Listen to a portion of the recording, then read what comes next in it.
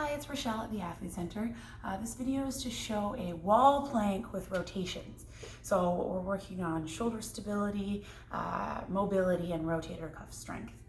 So first thing we want to make sure is that we're keeping our rib cage and our pelvis lined up. So we want to have no movement through here, and we're trying to isolate the movement at our shoulder and our shoulder blade. So if we think of the shoulder as a ball and socket, what we're actually going to be doing is moving the socket around the ball. So we're going to set up in a elbow plank position. So our elbows are going to be about in line with our shoulders, maybe a little bit higher and a little bit wider than our shoulders. So not right underneath, a little bit of space. From here, we're going to walk our feet a little bit away from the wall so that our weight is pressing into the wall. I like to keep my heels lifted. And we're going to press our body away from the wall by pushing our elbows into the wall. And then from here, I'm going to maintain that stack of my rib cage lined up with my pelvis. And I'm going to move into external rotation of my left shoulder. So essentially what I'm doing is this motion.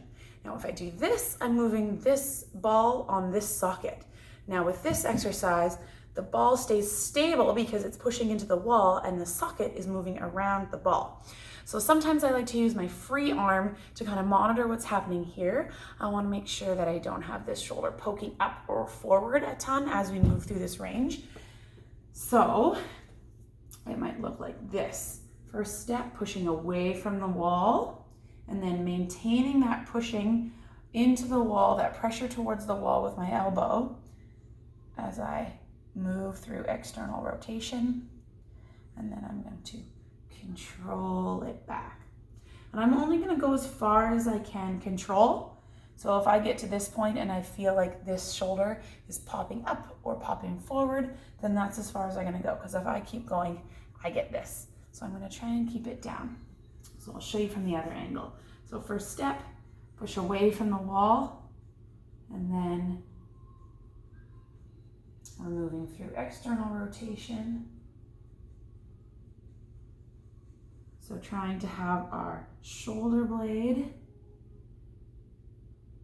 move around our humerus, around our upper arm bone. So one thing to really watch for is that we're not just twisting our hips and our rib cage. That motion is really isolated to our shoulder blade and our shoulder.